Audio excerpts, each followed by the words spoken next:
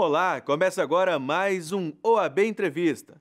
No programa de hoje, nós vamos falar sobre a edição de dezembro da revista Advocacia Hoje, que homenageia a primeira advogada brasileira, Mirtes Gomes de Campos, além de duas entrevistas especiais sobre mediação. Seja bem-vinda, seja bem-vindo. Já estamos no ar. Começamos o programa de hoje falando da revista Advocacia Hoje, que já está disponível para leitura no site da OAB Nacional. Nesta edição, o exemplar homenageia a primeira advogada do Brasil, Mirtes Gomes de Campos, além de outras notícias. No início da revista, você pode acompanhar uma mensagem do presidente do Conselho Federal da OAB, Felipe Santa Cruz, sobre a advocacia em tempos de crise. Segundo o líder da OAB, abre aspas, a crise sanitária escancarou o abismo da desigualdade social do Brasil, que coloca uma maioria exposta às vulnerabilidades impostas pelo vírus, e trouxe à tona quem merece viver ou morrer de acordo com o posicionamento de governos autoritários que adotam posturas negacionistas para afrontar determinações científicas. Ainda segundo Felipe Santa Cruz, nesse cenário caótico, a advocacia brasileira recebe o chamado da sociedade civil para cumprir sua missão pública de pacificação social e de defesa dos mais oprimidos. Daqueles que não têm condições de obedecer às medidas de isolamento social, que não podem ficar sem salário, pois não teriam outra forma de pagar o aluguel, comprar comida ou até mesmo garantir o mínimo de higiene exigido para o controle do contágio, fecha aspas. Outros assuntos, como o direito do trabalho pós-pandemia, aspectos fundamentais da Lei Geral de Proteção de Dados, criminalização da violação de direito ou prerrogativa de advogado, também estão nesta edição da revista. Acesse o site da oab.org.br e confira mais esta publicação da Ordem dos Advogados do Brasil. Uma ótima leitura para você.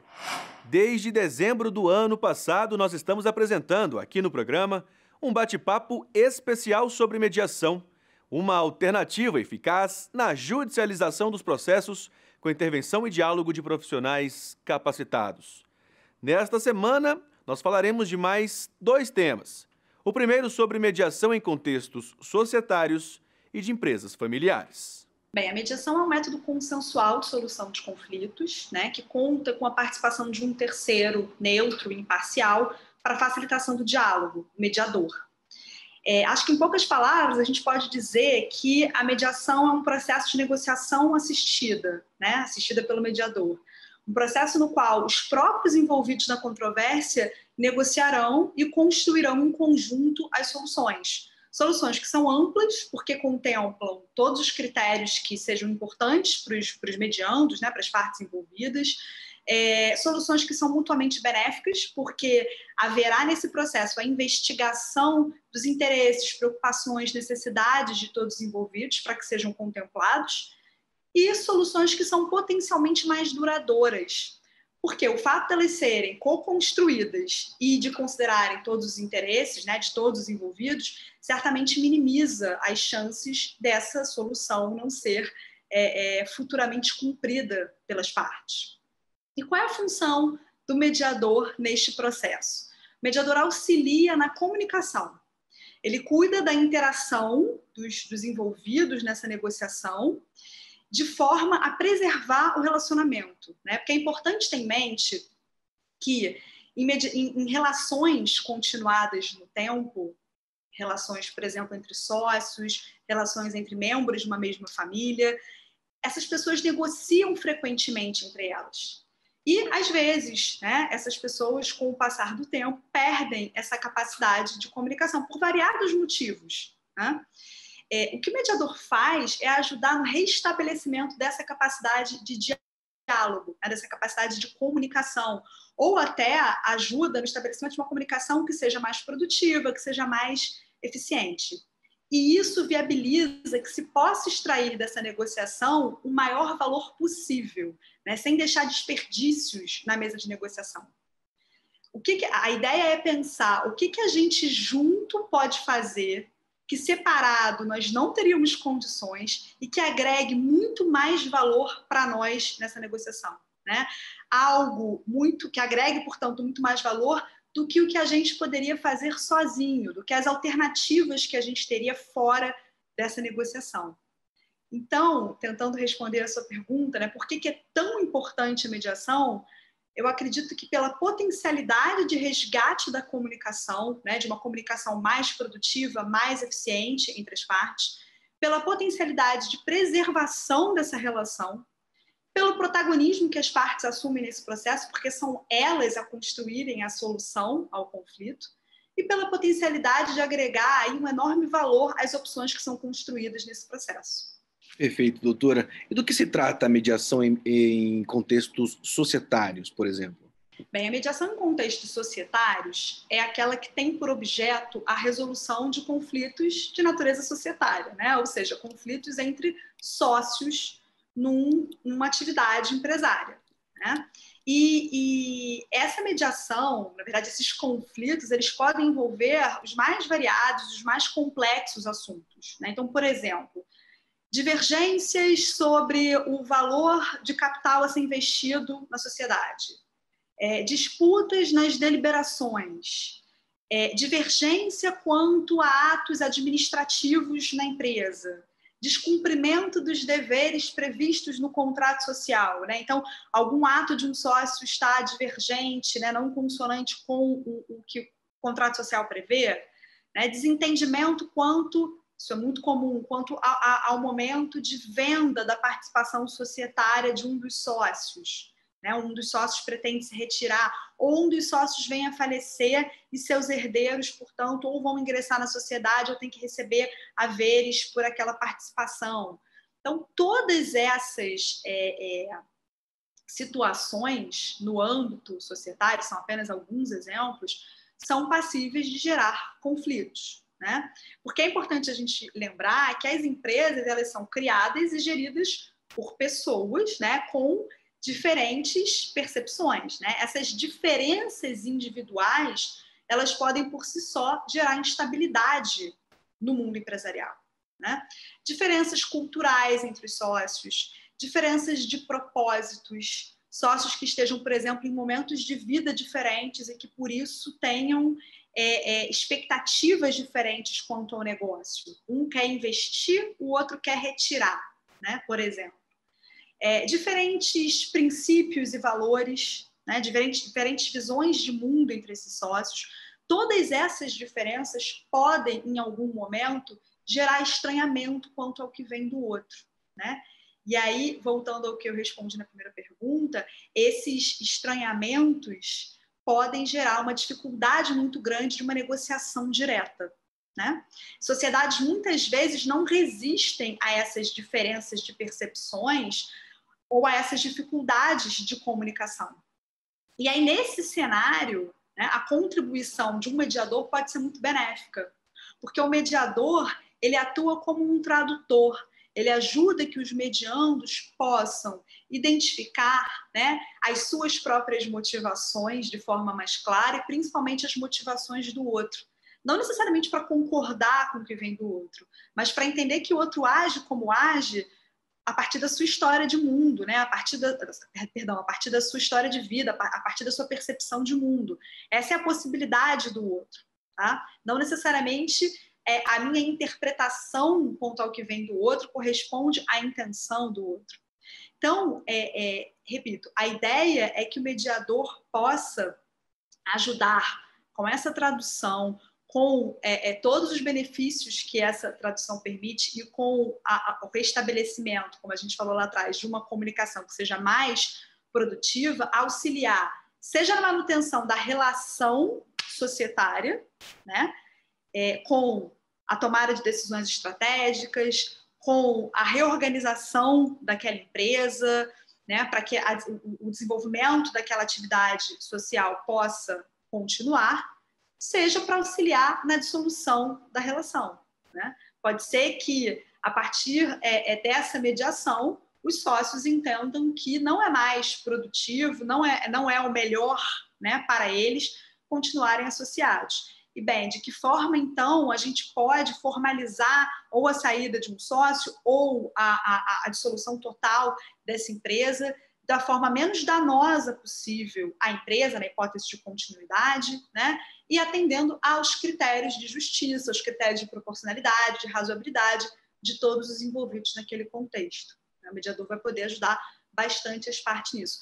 E eu diria mais, eu diria que a atuação de um mediador nesse contexto societário pode se dar para muito além da restauração, né, de relações. Na verdade, é possível uma atuação preventiva por parte do mediador. Né? É possível, e eu diria mais, muito benéfico, né, muito positivo, que no marco zero as pessoas tentem conversar e alinhar os seus propósitos. Né? Porque a gente parte muito, Paulo, de suposições quanto ao que vem do outro. Né? A gente supõe o tempo todo e a gente não checa se o nosso entendimento corresponde, de fato, à intenção do outro. Então, a chamada mediação preventiva, ela pode auxiliar no momento de início das relações a que as pessoas envolvidas naquelas relações possam alinhar as suas expectativas, entender, né? Explicar quais são os seus propósitos, entender quais são os propósitos do outro e, a partir daí, criar os norteadores que vão alicerçar aquela relação. Né? Isso certamente minimiza muito a chance de desentendimentos futuros. Perfeito. E em relação à mediação de empresas familiares, ela se parece um pouco com o contexto societário ou não? É diferente? Então, Paulo, a mediação em empresas familiares, ela também se volta à resolução de conflitos societários, né? Conflito entre os sócios. Mas ela conta com um desafio ainda maior, né? Que é a relação familiar que permeia aquele sistema. Né? Então, além da relação societária, os sócios numa empresa familiar possuem também os laços familiares. Né? São empresas nas quais o controle acionário pertence a uma família ou aos seus herdeiros. A empresa familiar, ela contempla 3 sistemas, né? Os chamados 3 círculos que é muito comum a quem estuda o assunto. O familiar, o societário e o empresarial, que são todos interdependentes. Né? É possível, né? E se é possível, como é que se faz para separar as relações familiares das relações societárias? Como é que se não tem uma boa relação familiar, mesmo com eventuais divergências no âmbito empresarial? Né?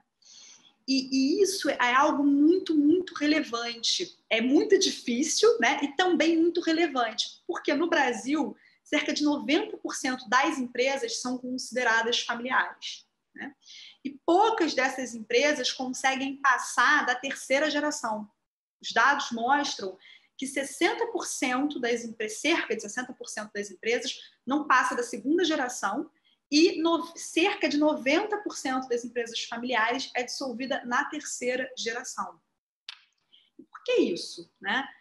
Porque conforme as novas gerações passam a participar de alguma forma do dia a dia daquelas empresas, as situações tendem a se tornar ainda mais complexas, né? Situações mais desafiadoras tendem a se apresentar. Exemplos, né? Conflitos entre gerações, é algo muito comum, principalmente no que diz respeito a novos conhecimentos.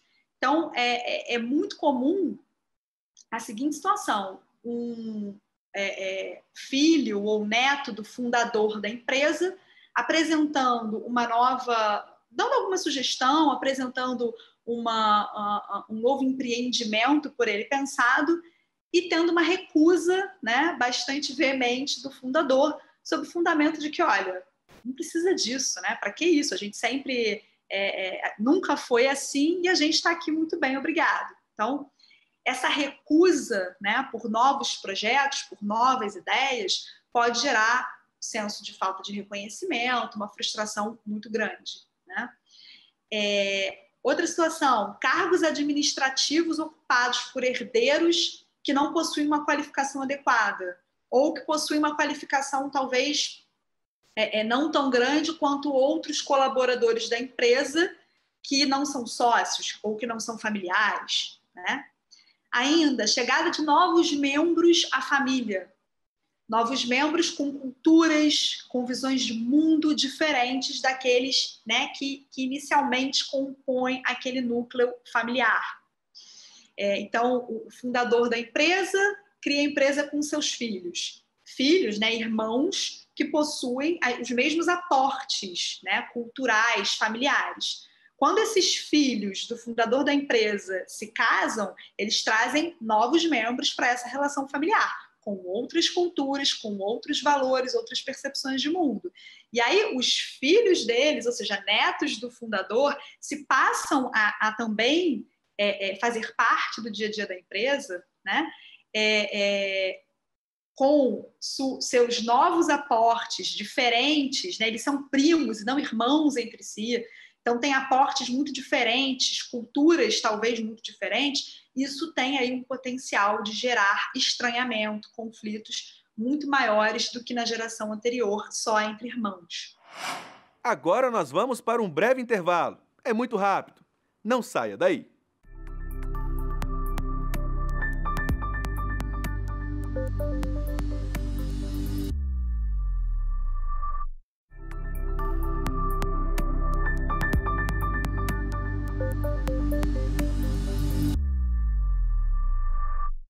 Voltamos do intervalo. Muito obrigado pela sua companhia. Neste programa especial, nós já falamos sobre mediação em contextos societários e de empresas familiares. Já neste bloco, nós vamos tratar da mediação em contextos escolares e de saúde. Acompanhe. Uma das questões em relação àquilo que são os conflitos diz respeito exatamente ao tema educação. E quando falamos do tema educação, falamos de conflitos escolares. Aí nós temos conflitos dentro da própria escola, entre professores e a própria diretoria da escola, mas também temos conflitos entre alunos. E quando nós estamos a falar de conflitos dentro da escola, se existem situações que são situações de indisciplina, também existem outras situações que já são consideradas como ato infracional. Mas aquilo que nós precisamos de entender é que mesmo dentro da escola e os conflitos entre alunos, eles tiram muito tempo daquilo que é o trabalho do professor, porque o conflito é isso mesmo, ele ocupa espaço e ele ocupa um espaço diferente daquilo que é o objeto do trabalho desses intervenientes. E no caso do conflito, da mediação em contexto escolar, nós temos algumas situações que elas podem ser trabalhadas pelos próprios alunos. Essa é uma das especificidades dos projetos ou dos programas de mediação em contexto escolar. Quando nós falamos de outro tipo de conflitos, por exemplo, entre pais e professores ou entre pais e a própria escola, também a existência de uma forma de trabalhar esses conflitos que têm essa relação continuada, porque é disso que nós estamos a falar, ela é fundamental naquilo que diz respeito ao foco daquilo que é também o processo e a proposta da própria escola, que é a educação e não a gestão de outro tipo de situações. Perfeito. E a mediação de saúde? Como é que a gente pode encontrar ela no nosso convívio? Como a gente pode procurá-la? O porquê? Como nós estamos a falar aqui, quando nós falamos em conflito, nós precisamos de identificar vias para resolver os mesmos. E hoje em dia a saúde está cada vez mais presente, que ela é não só um bem essencial, como ela nos traz alguma até aflição de termos essa saúde disponível e de querermos ficar cada vez com mais saúde. Mas como em todas as relações e todos os relacionamentos, o conflito é algo que é inerente, porque o conflito é inerente às relações e aos relacionamentos. Aquilo que pode acontecer é que ele pode ser com maior intensidade ou com menor intensidade.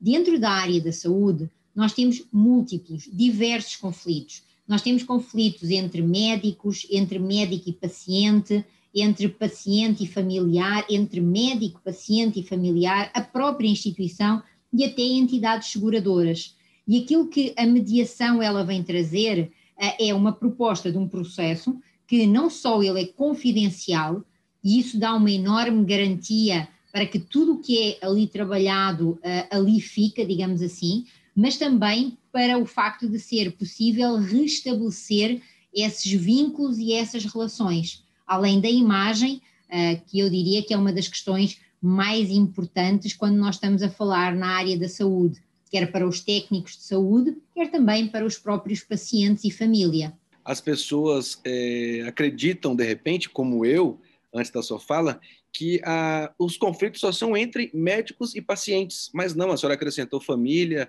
a senhora acrescentou médico com o médico. É costumeiro isso acontecer? Costuma acontecer isso ao tempo todo? Há essa mediação quase que o tempo todo entre essas relações?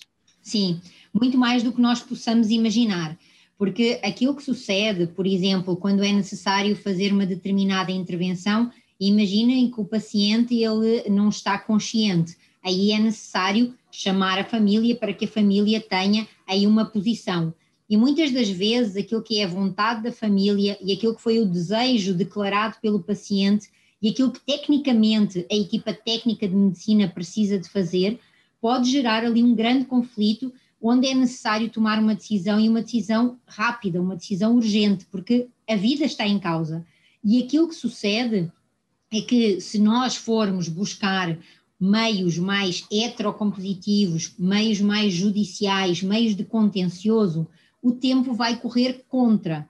E por isso é que cada vez mais o processo de mediação ele tem vindo a conquistar espaço, porque ele é uma proposta de trabalhar o conflito mais ágil, mais informal, muito mais dinâmica e muito mais flexível.